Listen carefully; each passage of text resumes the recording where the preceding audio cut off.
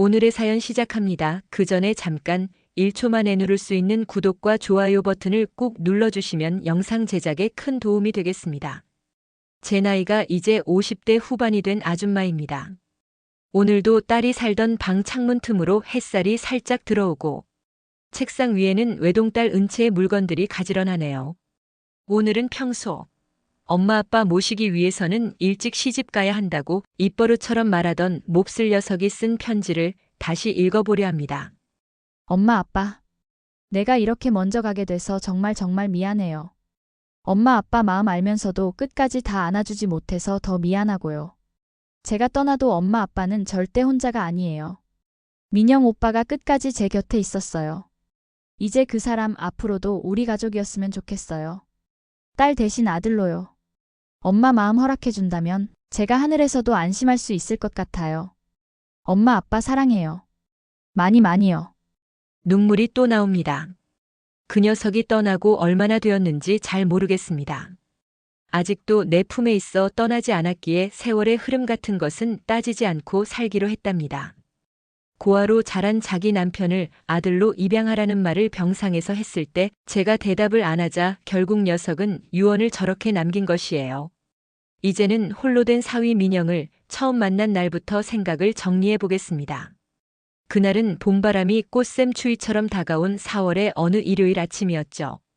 나는 밥상을 정갈하게 차리며 은채의 방문을 가볍게 노크했습니다.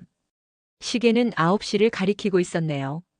고등학교 3학년인 18살 은채는 아직도 방 안에서 조용히 책만 들여다보고 있을 거예요. 침대 머리맡에 쌓인 책들, 창문가에 놓인 스탠드, 그리고 벽에 빼곡히 붙어있는 영어 단어 포스트잇들까지. 우리 딸의 방은 언제나 그렇게 공부만 하는 아이의 공간답게 정돈되어 있었습니다. 은채야, 아침 먹어야지. 오늘은 일요일이니까 늦잠 자도 괜찮지만 그래도 밥은 먹어야지. 두세 번 부르고 나서야 네, 곧 나갈게요라는 작은 대답이 돌아왔어요. 은채의 목소리는 언제나 그렇게 차분하고 조용했죠. 방문이 천천히 열리고 무릎 담요를 걸친 은채가 걸어 나왔습니다. 요즘 들어 피부가 좀 창백해 보이네요.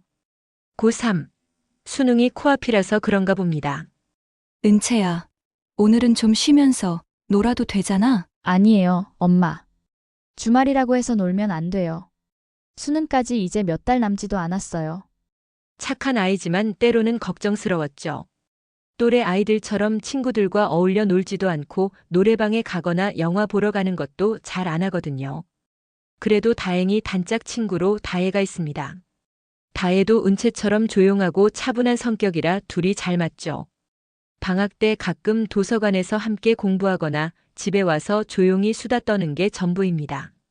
이번 주 금요일이 가을 문화축제잖아. 너가 학교 합창단으로 나간다면서? 네, 맞아요. 엄마, 아빠 오시죠? 당연하지. 우리 딸 무대를 어떻게 놓치겠니? 은채의 얼굴에 살짝 미소가 번졌어요. 이 아이는 정말 순한 성격이라 큰 소리 한 번 내본 적이 없어요. 학교에서도 모범생으로 통하죠. 선생님들도 은채는 정말 착한 아이예요. 말은 적지만 담당하는 일은 꼭꼭 해내고 책임감 있어요라고 하시거든요. 고3인데도 은채는 자원해 고1, 고2 후배들과 함께하는 합창 연습으로 바빴어요. 학교에서 늦게 돌아오는 날이 많아졌죠. 열심히 연습하는 모습이 기특하면서도 걱정됐어요. 목도 쉬지 않고 무리하면 다칠까 봐요. 금요일 저녁 드디어 공연 날이 왔습니다. 우리 부부는 오후 5시에 문화예술회관에 도착했어요. 아직 관객이 많지 않아서 맨 앞자리에 자리를 잡을 수 있었죠. 무대에서 은채의 모습을 바로 볼 수 있을 것 같아 좋았습니다. 음향 담당 스텝이라는 팻말이 붙은 옆자리에는 젊은 청년이 한 명 앉아 있었는데 처음 보는 얼굴이었죠. 손에는 작은 카메라를 들고 있었어요. 공연 시작까지 30분 정도 남았을 때 은채가 합창단 마지막 리허설을 위해 무대 위에 올라왔어요. 파란색 블라우스를 입은 모습이 예쁘네요. 다른 아이들과 함께 마이크 점검을 하는 모습이 보였죠. 은채는 항상 그렇게 성실해요. 남들보다 일찍 와서 준비하고 끝까지 남아서 정리하는 아이예요. 곧 합창 연습이 시작되었습니다. 봄날은 간다라는 노래였어요. 도입부 솔로를 맡은 은채의 목소리는 은은하고 맑았어요. 다른 아이들 사이에서도 우리 딸이 가장 예쁘게 보였죠. 그런데 이상해요. 두 번째 노래가 시작되고 얼마 안 있어서 은채가 살짝 비틀거리는 모습이 보였습니다. 여보, 은채가 좀 이상해 보이지 않아? 그 순간이었어요. 은채가 갑자기 무릎을 꿇더니 쓰러졌습니다. 마이크가 바닥에 떨어지는 퉁 하는 소리가 크게 울렸죠. 은채야! 나도 모르게 비명처럼 외쳤어요. 남편도 황급히 일어났죠. 무대 위는 순식간에 혼란스러워졌어요. 친구 다혜가 재빨리 은채에게 달려갔고 선생님들도 무대 위로 올라갔습니다. 바로 그때 옆에 앉아있던 젊은 청년이 자리에서 벌떡 일어나 무대로 뛰어 올라갔어요. 사람들이 어쩔 줄 몰라 하는 사이 그는 망설임 없이 은채를 안아들고 무대 아래로 내려왔습니다. 병원에 가야 해요. 제게 큰 차가 있어요. 그의 말에 우리도 급히 뒤따랐습니다. 주차장에서 그는 은채를 조심스럽게 뒷좌석에 눕혔고 남편이 옆에서 은채를 안정시켰죠. 괜찮으세요? 곧 병원에 도착할 거예요. 조금만 참으세요. 그는 운전하면서도 계속 걱정스럽게 뒷자리를 돌아봤어요. 응급실에 도착하자마자 의사가 은채를 진찰했습니다. 다행히 심각한 건 아니었어요. 단순 빈혈 증세입니다. 피로와 스트레스가 원인일 가능성이 커요. 충분한 휴식을 취하시면 될 거예요. 의사의 말에 우리는 안도의 숨을 쉬었어요. 은채도 곧 의식을 찾았죠. 엄마 어떡해? 내가 솔로인데 공연을 망쳤겠어. 아니야, 은채야. 너만 괜찮으면 모두 괜찮을 거야. 우리가 응급실을 나오는 것을 보고 그동안 로비에서 기다리고 있던 젊은 청년이 조심스럽게 다가왔어요. 이제 괜찮으신가요? 저는 그럼 이만 가보겠습니다. 오늘 정말 고마웠어요. 성함이라도 여쭤야죠. 정말 감사합니다. 한민영이라고 합니다. 방금 공연 장소 연락을 받았는데 솔로 파트는 2학년 학생이 대신 맡았다고 합니다. 따님이 무사하니 정말 다행입니다. 민영은 음향기기 설치나 관리 일을 하는 청년이었어요. 지역사회의 학교와 교회, 공공기관 등에서 사용하는 앰프와 스피커, 마이크 등 음향기기들을 주로 담당하고 있었죠. 그래서인지 그 뒤로 안성 시내에서 가끔 민영을 마주쳤어요. 은채가 수능 시험을 치르는 그해 여름이 그렇게 지나갔습니다.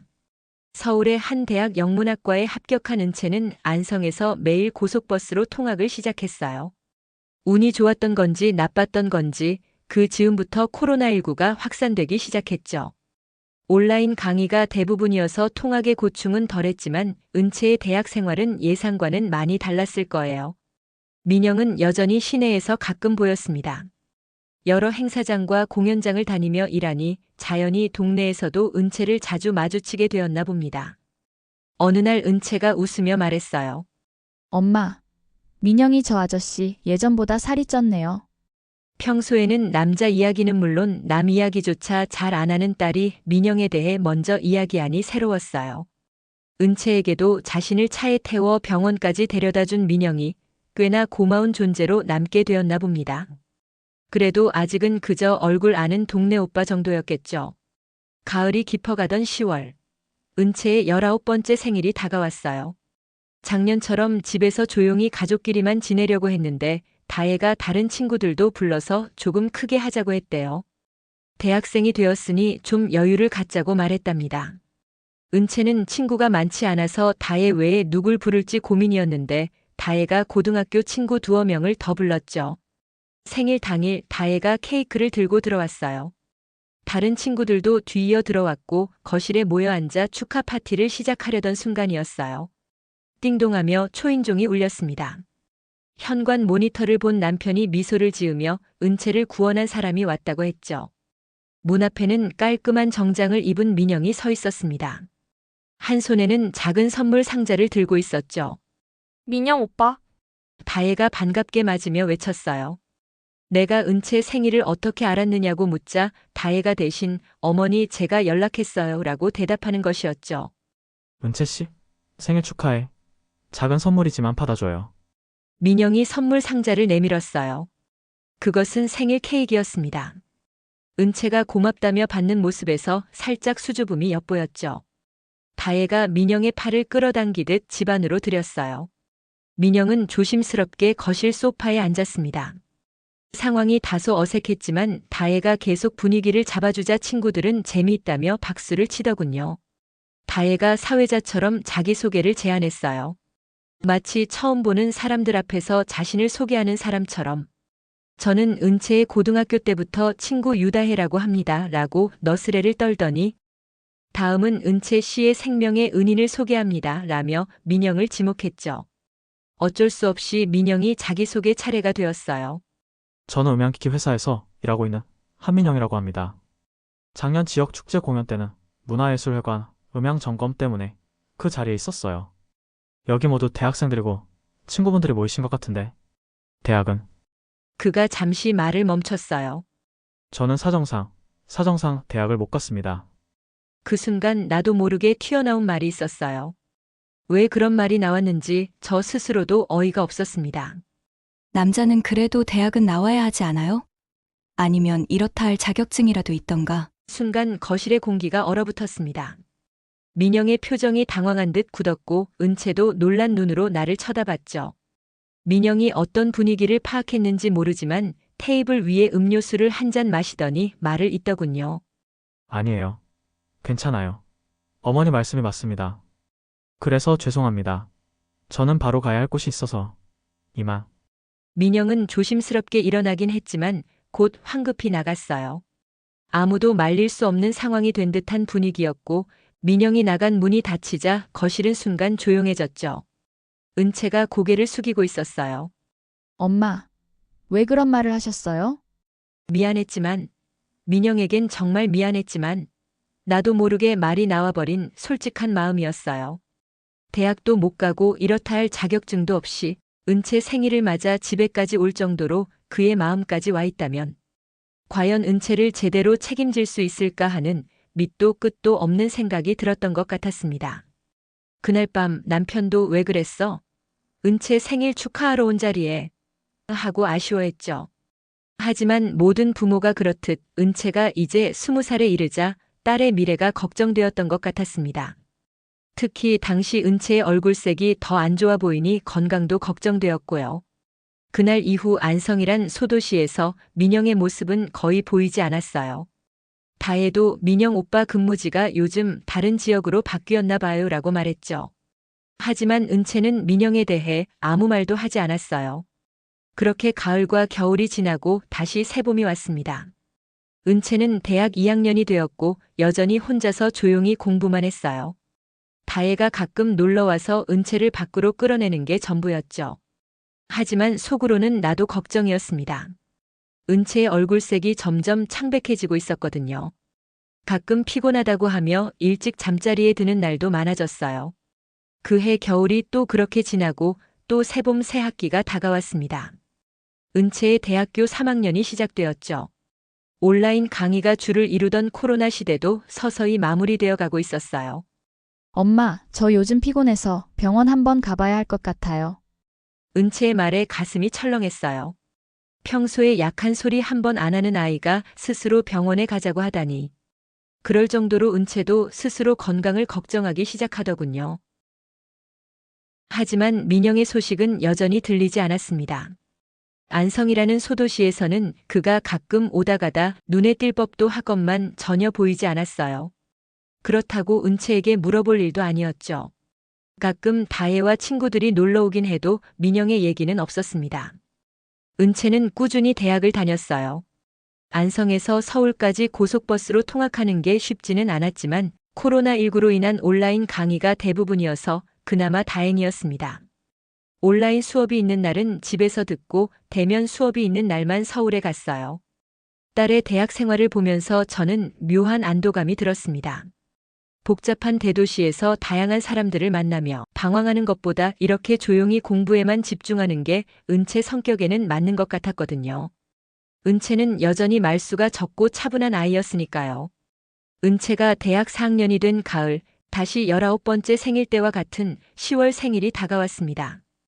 이번 생일은 별다른 계획이 없는 것으로 보였습니다. 4학년은 더욱 바쁠 테니까요. 대학 졸업 논문 준비도 시작해야 하고 대학원 진학이냐, 취업이냐, 진로도 결정해야 하는 시기였죠. 생일날 아침 은채는 평소와 다름없이 도서관에 간다고 했어요. 저녁에 가족끼리만 간단히 식사하기로 했죠. 다혜가 묻길래 미리 말해뒀어요. 다혜야, 이번엔 조용히 가족끼리만 지낼 거란다. 은채도 바쁘다고 하네. 네, 괜찮아요. 대신 다음에 따로 축하해 줄게요. 그런데 그날 저녁 은채가 다혜와 함께 집에 들어오는 것이었습니다. 그리고 놀라운 일이 일어났어요. 다혜 뒤로 깔끔한 정장을 입은 민영이 나타난 겁니다. 어머님, 안녕하세요. 민영이 공손히 인사했어요. 정장이어서 그런지 예전보다 더 성숙해 보였죠. 체격도 더 단단해진 것 같고 무엇보다 자신감 있는 모습이었습니다. 민영 씨 오랜만이네요. 그동안 어떻게? 민영 오빠가 공인회계사 시험에 최종 합격했어요. 다혜가 신나게 말했어요. 그래서 우리가 어머니 몰래 깜짝 축하 파티 준비했어요. 공인회계사? 나는 놀라서 민영을 다시 쳐다봤어요. 그는 웃으며 고개를 끄덕였죠. 네, 어머님. 지난 3년 동안 많은 변화가 있었습니다. 우리는 거실에 앉았어요. 민영은 차분하게 설명하기 시작했죠. 그날 어머님 말씀을 듣고 많이 생각했어요. 사실 맞는 말씀을 하셨죠. 회사에서 일하는 것만으로 그저 하루 벌어 하루 먹고 사는 미래는 불안정하다는 것을 느꼈습니다. 제가 실제 많이 부족했으니까요. 그래서 서울로 거처를 옮겼습니다. 서울에서 민영은 아르바이트를 하면서 공인회계사 시험학원을 다녔다고 했어요. 여기서 민영에 대한 또 다른 놀라운 사실을 알게 되었습니다. 그는 고아원 출신이라고 하더군요. 어렸을 때 남의 집 대문 앞에 버려져서 자란 업둥이였다고 했습니다. 그래서 이름도 성도 모른 채 천주교 재단에서 운영하는 인천의 고아원에서 자란 후 성인이 되어 그곳을 나왔다고 합니다. 음향설비 회사는 친형처럼 따랐던 같은 고아원 출신 분이 사장님이라고 하는군요. 회계사가 되기 위해 식당에서 아르바이트를 하면서 주로 밤 시간에 학원에서 공부했습니다. 정말 힘들었지만 포기할 수 없었어요. 은채가 조용히 그런 민영을 바라보고 있었습니다. 그 눈빛에는 놀라움과 존경스러움이 섞여 있었죠. 드디어 올해 공인회계사 시험에 합격했어요. 연수를 마치면 이제는 고아원 형님의 회사도 더 체계적으로 도와줄 수 있을 것 같아요. 그리고 민영이 잠시 망설이다가 말을 이었어요. 제가 이렇게 변화할 수 있었던 건 3년 전 은채 생일날 어머님의 그 말씀 덕분이었습니다. 비록 충격적이었지만 진실이었죠. 대학도 못 가고 자격증도 없는 신세였기에 더 나아지는 삶을 개척하고 싶었습니다. 세상에. 나는 할 말을 잃었어요. 단 한마디의 말을 도약의 계기로 삼아 삶의 개혁에 나섰던 청년이 눈앞에 있었습니다. 은채 친구들이 차례로 도착하더니 공인회계사 자격시험 합격 축하 파티가 시작됐어요. 모두들 민영의 합격을 자기 일처럼 기뻐했죠. 다혜가 장난스럽게 이제 은채 말대로 일찍 결혼하면 되겠네. 라고 하자 은채가 얼굴을 붉히며 다혜야. 하고 소리쳤습니다. 누구나 악의 없이 장난삼아 할 수 있는 농담이어서인지 민영도 허심탄회하게 웃었지만 눈빛은 진지했어요. 그날 이후 민영과 은채의 관계는 조금씩 변하기 시작했죠. 민영이 다시 가끔 지역에서 보이기 시작했고 은채도 민영의 존재 확인에 안도하는 눈치였습니다. 하지만 나는 그때부터 마음 한구석에 짙은 그림자가 드리워지기 시작했습니다. 얼마 전 은채의 건강검진 결과를 의사 친구가 조용히 알려줬거든요. 지금은 확정할 수 없지만 은채 빈혈 증상이 조금 이상해. 더 정밀한 검사가 필요할 것 같아. 그 말을 은채에게는 할 수 없었어요. 아직 확실한 것도 아니었고 괜히 걱정시키고 싶지 않았거든요. 빈혈이나 어지럼증 치료 과정에서 나타날 수 있는 일시적인 증상일 거라고 믿고 싶었죠. 은채는 여전히 밝고 건강해 보였습니다. 대학 4학년 과정도 성실히 따라가고 있었고 국내에서 대학원 석사 진학을 준비하고 박사 과정은 영국으로가 마친다는 영문학 교수의 꿈을 향해 나아가고 있었죠. 그러는 사이 다혜의 주선으로 은채와 민영의 관계는 급속도로 가까워지는 것 같았습니다. 다혜는 항상 그들 사이를 연결해주는 다리 역할을 했죠. 커피숍에서 만나기도 하고 도서관에서 함께 공부하기도 했어요. 엄마, 민영 오빠가 정말 달라졌어요. 공부하는 사람이 되니까 말이 더 통하는 것 같아요. 은채가 처음으로 남자에 대해 이야기하는 걸 들으면서 엄마로서는 기쁘면서도 걱정되었어요. 특히 은채의 건강 문제가 마음에 걸렸거든요. 어느 주말 오후 은채가 다혜, 민영과 함께 집으로 왔습니다. 커다란 해외 유학 대학원 진학 안내서를 들고 있었죠. 민영 오빠가 도와주려고 왔어요. 대학원 서류 준비하는데 회계사니까 장학금 신청 서류 작성에 유리한 점을 함께 알아보려고요. 그러세요? 민영 씨, 고마워요. 민영은 겸손하게 웃었습니다. 제가 도울 수 있는 것이 있다면 기쁩니다. 싱크대에서 차를 준비하며 나는 생각했어요. 혼자 공인회계사 시험에 합격할 정도면 의지력과 실력은 있는 청년이야. 이 청년이 정말 우리 딸에게 잘해주고 있구나. 하지만 동시에 걱정도 밀려왔어요. 이 청년이 고아원 출신이든 아니든 만약 은채의 건강에 문제가 있다면? 나는 이내 고개를 저으며 그 생각을 떨쳐버리려 노력했습니다. 아직 진단이 확정된 것도 아니고 괜한 걱정일 수도 있으니까요. 하지만 은채를 바라보는 민영의 진지한 눈빛을 볼 때마다 마음 한구석이 무거워졌습니다. 제발 은채야, 아무 일 없이 건강하기만 해다오. 하며 기도하는 시간은 계속 흘러갔고 성당에 나가는 은채와 민영의 관계는 조금씩 발전해 갔어요. 이제는 은채야, 민영 오빠 하며 서로를 이름으로 부르고 편하게 대화를 나누는 사이가 되었죠. 하지만 나만이 알고 있는 비밀이 마음을 짓눌렀어요. 엄마, 요즘 자주 피곤해. 그냥 졸업학기라서 스트레스 때문일까? 은채의 말에 가슴이 철렁했거든요. 의사 친구의 말이 계속 머릿속을 맴돌았죠. 하지만 여전히 은채에게는 말할 수 없었어요. 그저 충분히 쉬어야 해. 너무 무리하지 마라고 할 수 있을 뿐이었죠. 그 겨울 처음으로 안성에 큰 눈이 내렸어요. 은채와 민영이 함께 안성 시내 중심에 있는 비봉산에 올라 눈사람을 만들었다고 다혜가 사진을 보내왔죠. 서로를 바라보며 웃는 그들의 모습을 보니 행복해 보였어요. 하지만 동시에 마음이 아팠어요. 이 행복이 언제까지 계속될 수 있을까? 하는 불안감 때문이었죠. 해가 바뀌어도 나는 은채에게 건강 이상에 대한 얘기를 하지 않았습니다. 치료 과정에 흔히 나타날 수 있는 증상일 뿐이라고 생각하기로 했어요.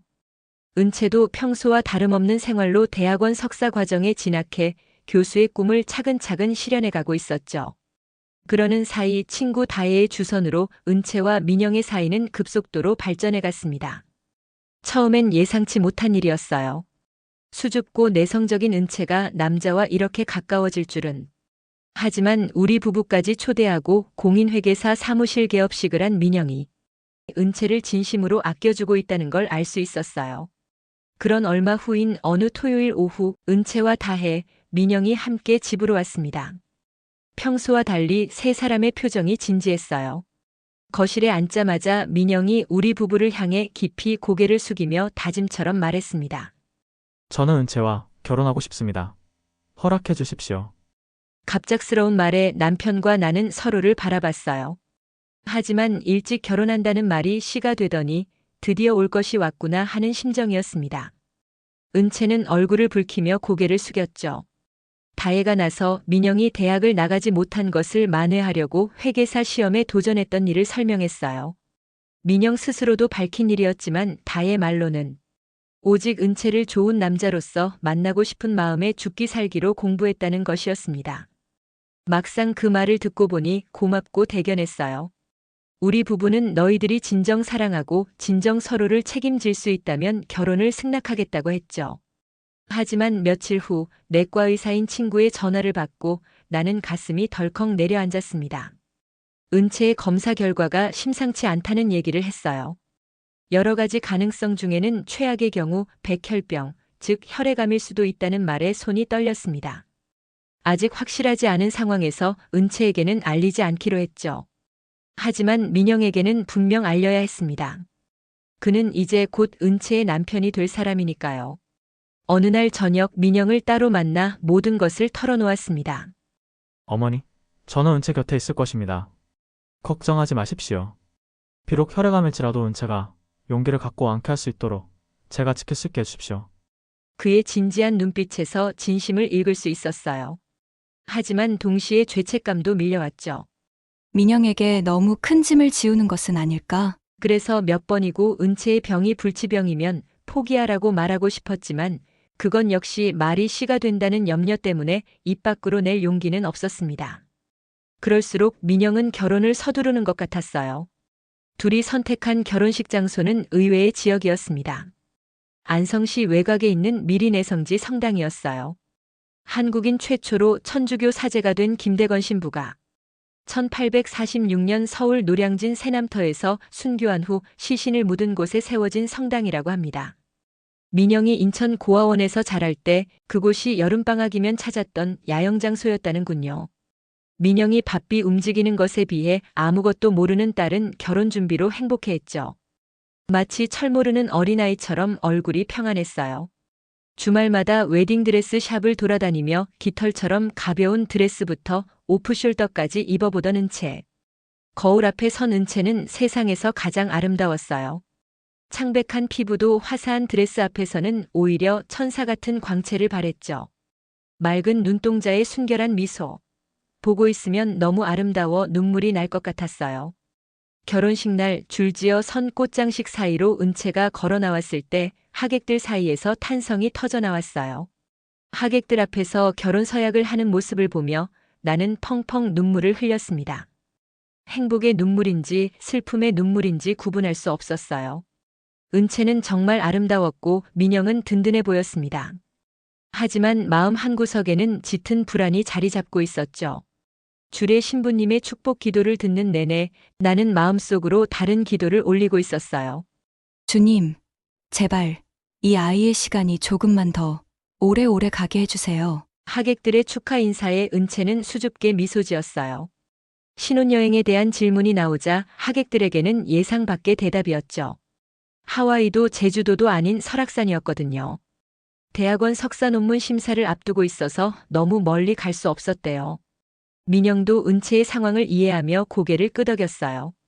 하지만 나는 알고 있었습니다. 민영이 은채의 건강을 고려해서 가까운 곳을 선택한 것이라는 사실을요. 은채가 고마워하는 모습을 보며 민영은 따뜻하게 웃었어요. 하지만 그 웃음 뒤에 숨은 고민과 걱정을 나만은 알고 있었죠. 설악산에서 보낸 일주일 동안 은채가 보내준 사진들은 아름다웠습니다. 케이블카 안에서 쌍폭포 앞에서 신흥사 입구에서 모든 사진 속에서 은채는 행복해 보였어요. 전화기 넘어 들리는 밝은 음성에도 나는 혹시 숨어 있을지 모를 피로의 기미를 놓치지 않으려 애썼죠. 신혼여행을 마치고 돌아온 은채는 점점 힘들어하기 시작했습니다. 이들의 살림집은 우리 집과 가까운 아파트로 정했죠. 하지만 시간이 지나면서 은채는 예전보다 더 자주 피곤해하기 시작했어요. 아침에 일어나기가 힘들어졌고 서울로 가는 대학원 수업 시간에는 점심때쯤이면 벌써 지쳐 있었죠. 저녁마다 들러 물으면 그냥 좀 피곤해서 라는 대답이 돌아왔어요. 처음엔 피로 탓이라고 했고 저도 그렇게 믿고 싶었어요. 대학원 수업과 논문 준비, 그리고 결혼 생활의 적응까지. 분명 힘들 수밖에요. 은채는 여전히 밝게 웃었지만 얼굴색은 점점 더 창백해졌어요. 민영은 은채를 아끼는 모습을 계속 보여줬죠. 하지만 그의 눈빛에서도 걱정이 드러나기 시작했어요. 그가 은채의 병을 어느 정도 알고 있기 때문에 더욱 은채에게 신경 쓰는 걸 알 수 있었죠. 어느 날 저녁 은채가 갑자기 쓰러졌다는 연락을 받았어요. 민영이 집에서 응급처치를 하고 병원에 데려갔다고 했습니다. 의사는 심각한 표정이었어요. 나는 의사에게 조용히 상황을 물었죠. 증상이 악화되고 있다는 말에 가슴이 내려앉았습니다. 그날 밤 집에 돌아온 은채를 바라보며 나는 마음속으로 울었어요. 은채야, 엄마가 그동안 너희 건강을 못 지켜줘서 미안하다. 제발 사람만 다오. 민영도 매일 밤 은채 곁을 지켰어요. 그의 헌신적인 모습을 보면서 이 남자를 선택한 것이 은채에게 정말 축복이라는 걸 깨달았습니다. 비록 내가 사위에게 너무 큰 짐을 지웠지만요. 저는 아침마다 이들의 아파트로 달려갔어요.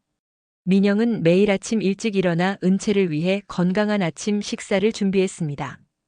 단백질이 풍부한 계란 요리, 신선한 채소 샐러드, 그리고 비타민과 철분제까지 빠뜨리지 않고 챙겼죠.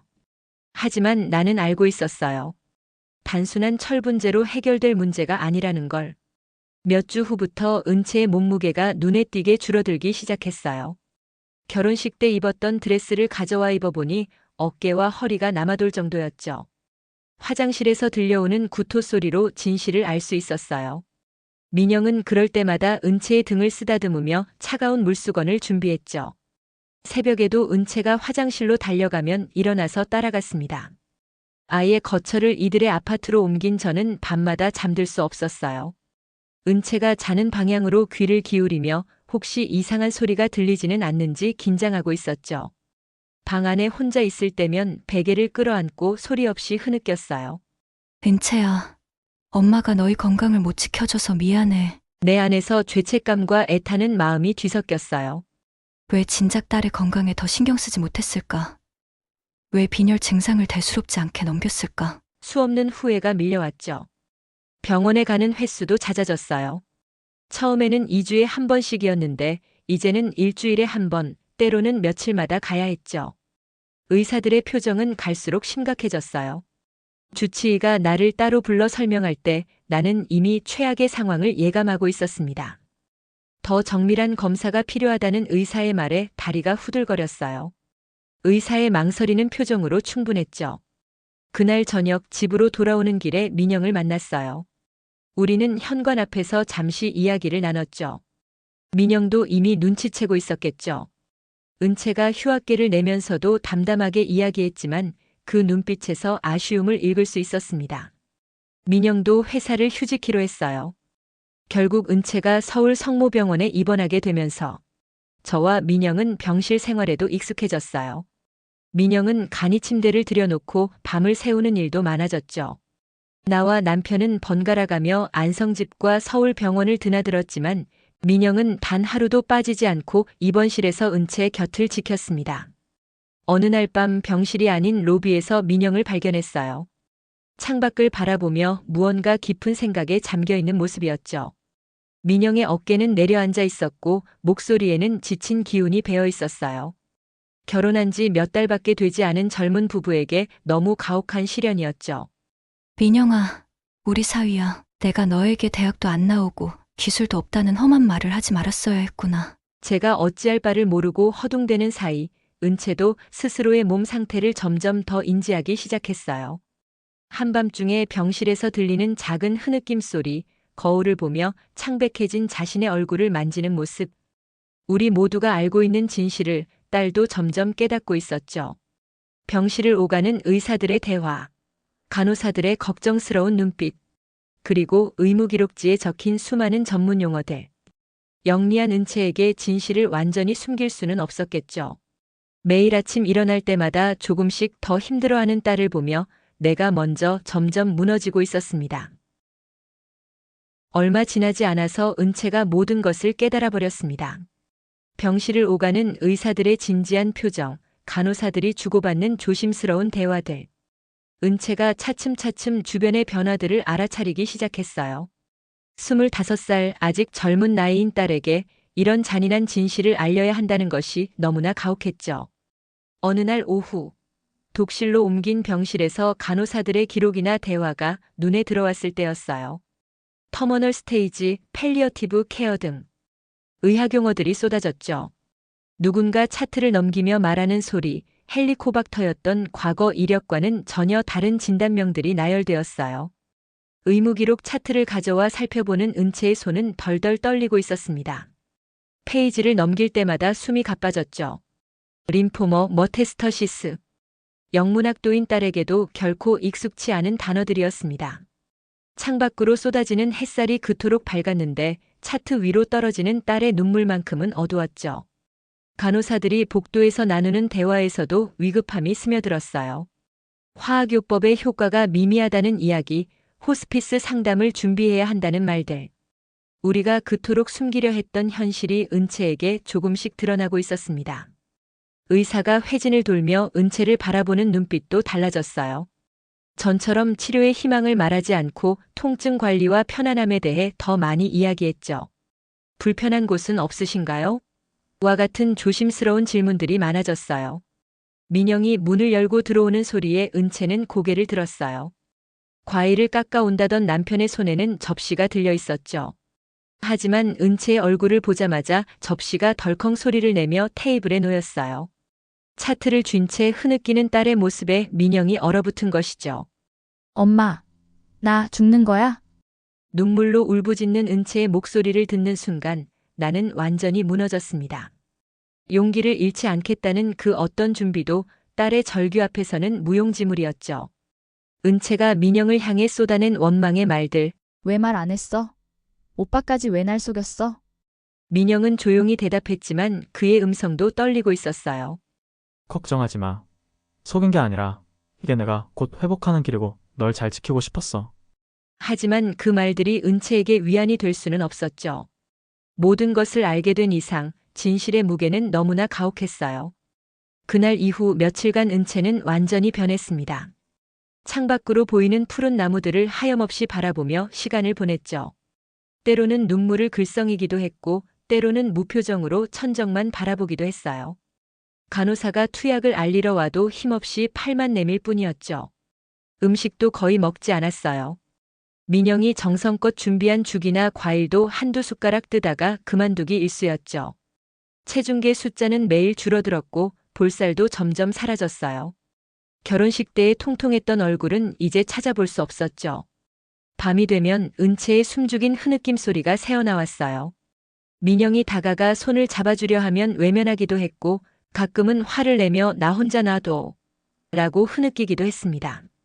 젊은 부부가 견뎌야 할 시련치고는 너무나 가혹했죠. 다혜가 찾아왔을 때도 은채의 반응은 예전 같지 않았어요. 친구가 가져온 간식에도 관심을 보이지 않았고 대화도 짧게 끊어버렸죠. 은채야 기운내. 라는 다혜의 격려에도 응, 고마워라는 간단한 대답만 돌아올 뿐이었어요. 매일 아침 기상하는 것도 힘겨워했습니다. 샤워를 하는 것도 체력적으로 버거워서 주 2, 3회로 줄였습니다. 머리를 감기도 힘들어해서 짧게 자르기를 원했죠. 검사 결과를 듣는 은채의 태도도 차츰 달라졌어요. 의사가 설명하는 수치와 소견에 대해 꼼꼼히 질문했어요. 이제는 현실을 마주할 준비가 되었다는 자세인 듯 했습니다. 항암 치료 부작용에 대해서도 침착하게 받아들였죠. 방문하는 친척들에게도 담담하게 자신의 상태를 설명했어요. 많이 좋지 않아요. 하지만 괜찮아요라는 말을 반복했죠.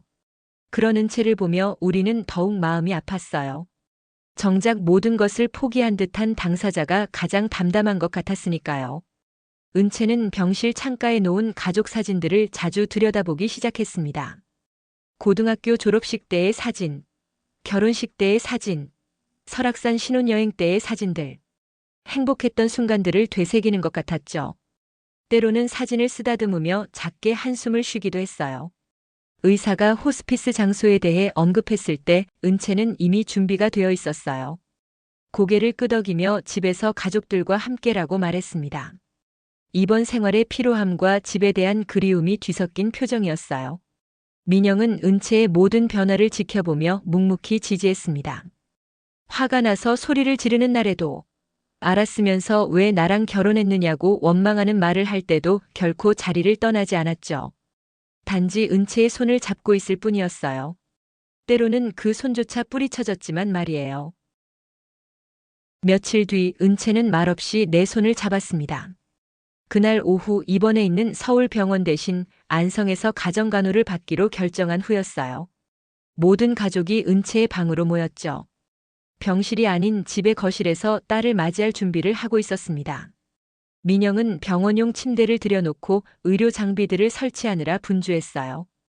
은채가 나의 손을 꽉 잡고는 눈을 맞췄어요. 그 눈빛에는 두려움과 결심이 교차하고 있었죠. 수줍음 많던 딸이 이제는 죽음이라는 거대한 현실 앞에서 어른스러워 보였습니다. 엄마 나 살아볼게. 죽고 싶지 않아. 그 말에 나도 모르게 또 눈물이 쏟아졌어요.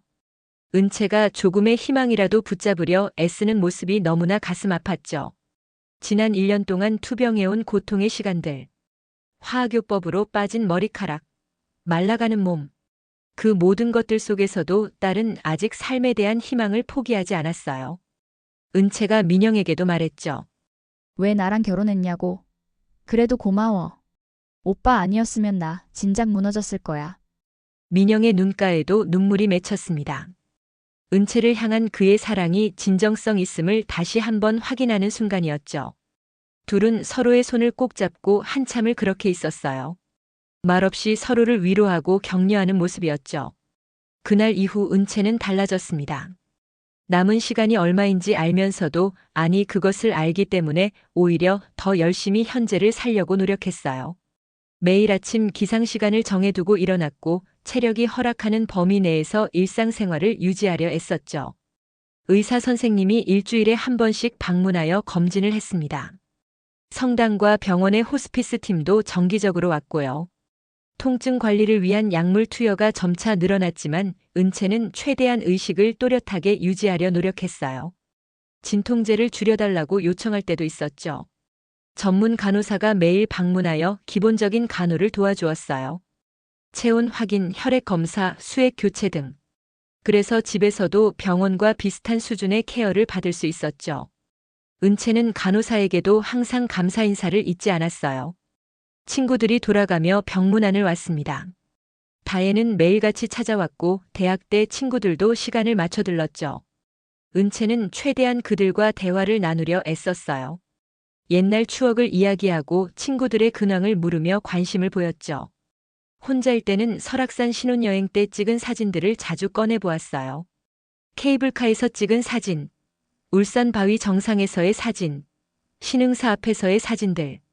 행복했던 그 순간들을 반복해서 들여다보며 미소를 지었죠. 민영에게 우리 다시 설악산 가볼 수 있을까? 라고 물어봤을 때 민영은 언제든지 가고 싶을 때 가자고 답했어요. 은채는 논문에 대한 미련도 컸어요. 졸업을 앞두고 중단한 석사 논문 원고를 가끔 꺼내보곤 했죠. 내가 교수가 될 수 있었을까? 라며 허무하게 웃을 때면 가슴이 아팠어요. 민영이 언젠가 은채 너 이름으로 그 논문을 완성할 거야 라고 위로했죠. 체력이 점차 떨어지면서 외출은 어려워졌어요. 휠체어를 이용해 집 앞 공원까지 가는 것조차 힘들어했죠. 날씨가 좋은 날에는 집 현관에 나와 햇볕을 쬐기도 했습니다. 이웃들이 지나가며 인사할 때 은채는 작게 손을 흔들어줬죠. 식사량도 점점 줄어들었어요. 민영이 은채가 좋아하는 음식들을 해주려 애썼지만 입맛이 떨어져서 몇 숟가락 먹는 것도 힘들어했죠. 대신 물이나 주스를 자주 마셨어요. 간혹 죽 한 그릇만 해줄래? 하고 부탁할 때가 있었죠. 밤에는 잠을 잘 이루지 못했습니다. 진통제를 먹어도 통증이 계속되었고 호흡곤란도 심해졌습니다. 민영은 밤마다 은채의 곁에서 잠을 설쳤어요. 등을 쓰다듬어주고 물을 갖다주고 베개 높이를 조절해 주었죠. 남편과 나는 교대로 간호를 도왔어요. 아침에는 내가, 저녁에는 남편이 은채 곁에 있었죠. 딸의 창백한 얼굴을 보며 마음이 아팠지만 최대한 웃는 얼굴을 보이려 노력했어요.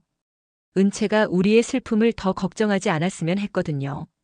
어느 날 저녁 은채가 우리 모두를 불렀습니다.